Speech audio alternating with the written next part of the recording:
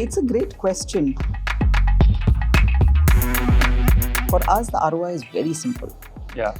How much of your leads are finally converting into bookings?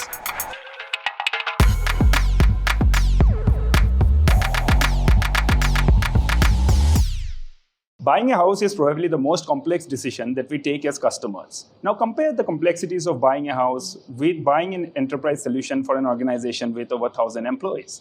The complexities grow manifold. I, Anirban Roy Chaudhary, welcome you all to Economic Times Brand Equities Conversions Conundrum. Here we discuss the nuances of B2B marketing, and to decode it further, we have with us Anindita Das Velluri. Thank you, Anindita, for being in the show.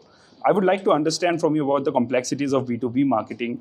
Is this complexity is what keeps you on your toes always?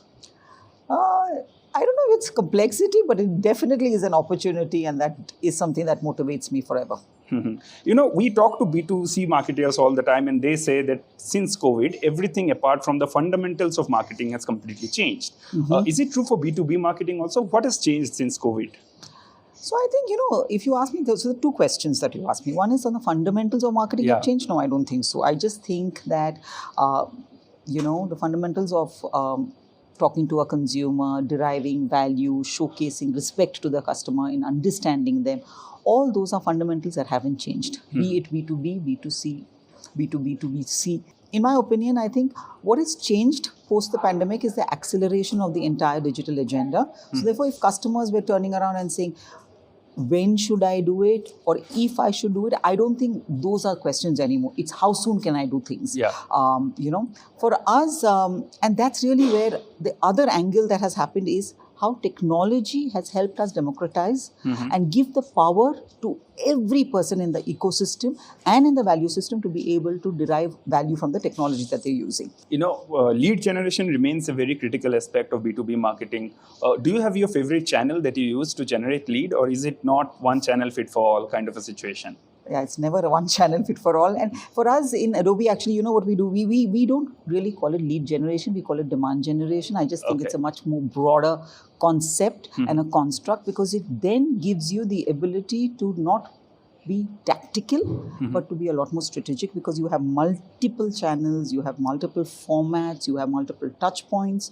And that's really where the entire lifetime value of the customer across that life cycle, what are you doing, how are you doing, that's really where it comes in. In terms of the channel that's favorite, really, if you ask me, it depends on where the customer is, what's the digital maturity, the industry that you're talking to, what is the market dynamics that you're talking to. And for me, it's like, if I break it up and simplify it, it's top of the funnel, middle of the funnel, and bottom of the funnel, which is very, very simple. But in the top of the funnel, obviously, from an Adobe perspective, we use a lot of digital, use cases. We use a lot of digital mediums to reach out. The web, the adobe.com is a huge catchment area for us. And we've seen a huge amount of customers coming in. So our typical responses and AQLs come in through that.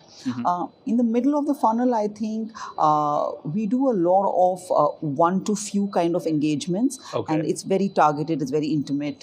It gives us the opportunity of really understanding and then taking on the next level. And in the bottom of the funnel, honestly, it's a very, very one-to-one kind of a thing where you have your ABMs, and you have a lot of customer testimonials that we leverage across. So all channels, digital. Definitely face-to-face. Now that it's back post the pandemic, it has been a great, area for us to invest in.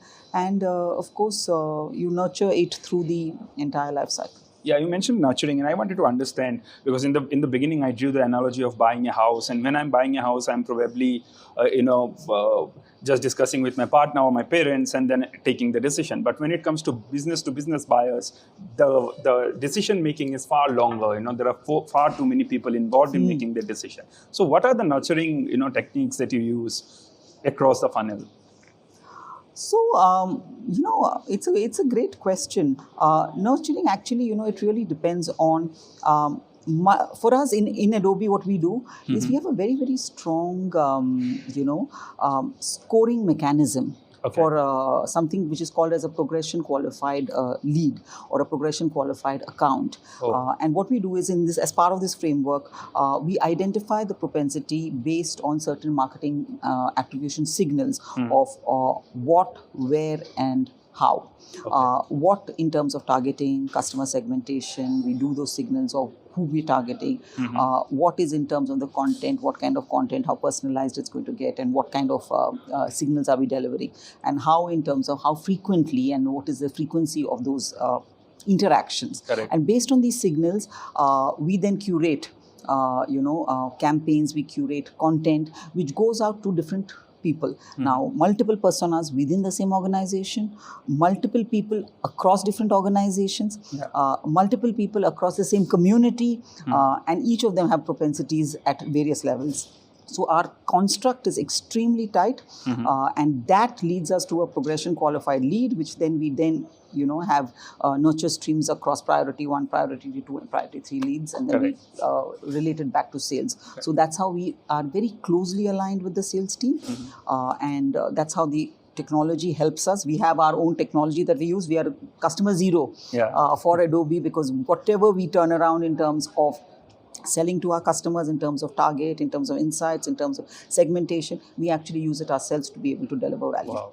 Fantastic. I also wanted to understand, because I read a lot of surveys and they were saying the best way to optimize is actually to go cross-sell and upsell.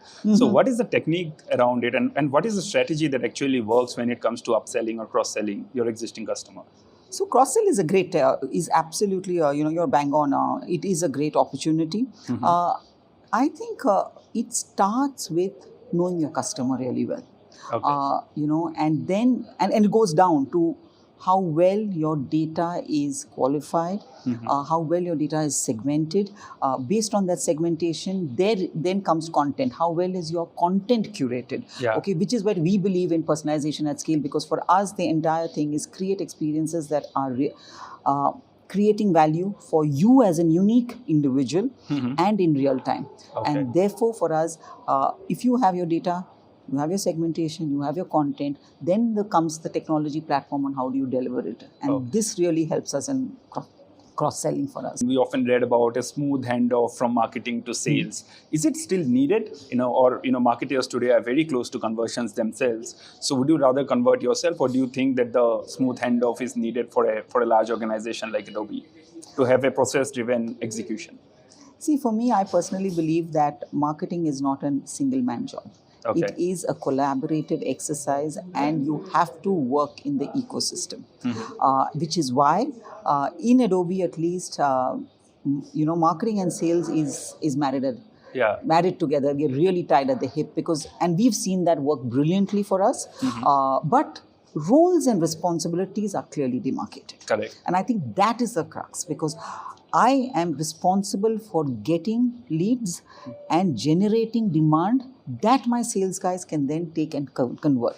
The qualification, the quality of the leads and everything should be something that I'll be able to bring to the table, so that they can help close faster, they can help close smarter, so that we as a team then become successful. But in this abundance of data, how do you actually mine those insights? How do I mine those data? See, obviously it depends. We have tools and technologies, okay?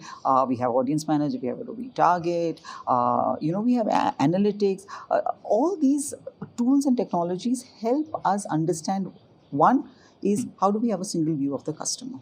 Okay, once you have the single view of the customer, then you know exactly how each of these signals are playing against the journey that you are offering to the customer. So for us, the entire prospect is you need to first have data. Second is you have to have high quality data. And for that, you have to be enriching that data. And that's our products and services help you do that. And once you have that qualified data is when you provide put the analysis, the insights layer on top of it to be able to then, create some insights that can then give you better results. The no discussion on marketing is over today without discussing ROI.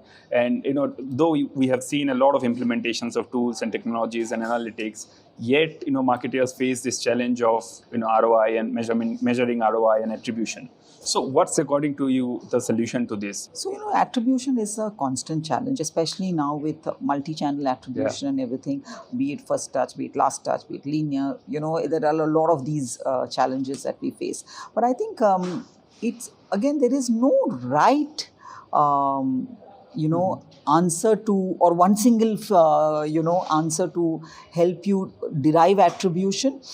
It again, for Adobe and the way we do it, again depends on our entire construct. So the lead scoring mechanism is a very tight mechanism. So based on that lead scoring, based on what we get into the funnel, we then attribute it, based on a multi-touch attribution kind of a concept, and then derive the ROI. And for us, the ROI is very simple.